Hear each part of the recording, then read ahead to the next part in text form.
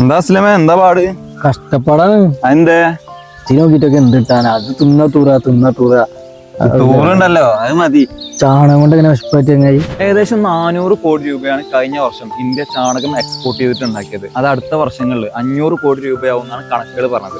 ഇതിന് മെയിൻ ആയിട്ടുള്ള ഒരു കാരണം എന്ന് പറഞ്ഞു കഴിഞ്ഞാൽ കുവൈത്തിലെ കുറച്ച് സയന്റിസ്റ്റ് നമ്മുടെ നാട്ടിൽ നാടൻ പശുക്കളുടെ ചാണകം അത് പ്രോസസ്സ് ചെയ്ത് പൊടിച്ചതിന് ശേഷം ഈന്തപ്പനകൾക്ക് ഇട്ട് കൊടുത്തു കഴിഞ്ഞാൽ ഈത്തപ്പഴത്തിന്റെ വലിപ്പവും അതേപോലെ തന്നെ എണ്ണവും വർദ്ധിക്കുമെന്ന് ഒരു സയന്റിഫിക് സ്റ്റഡി പറയുന്നുണ്ട്. അപ്പോൾ അത് പ്രമാണിച്ച് കഴിഞ്ഞ വർഷം കുവൈത്ത്, സൗദി, UAE പോലുള്ള കൺട്രികളിലേക്കുള്ള ചാണകം എക്സ്പോർട്ട് വളരെയധികം വർദ്ധിച്ചിട്ടുണ്ട്. അത് വരും വർഷങ്ങളിൽ നല്ല രീതിയിൽ കൂടുതൽ എക്സ്പോർട്ട് ചെയ്യാൻ സാധ്യതയുണ്ട്. അപ്പോൾ ഈ അവസരം എന്തായാലും നിങ്ങൾ മുതലായിക്കോളെ.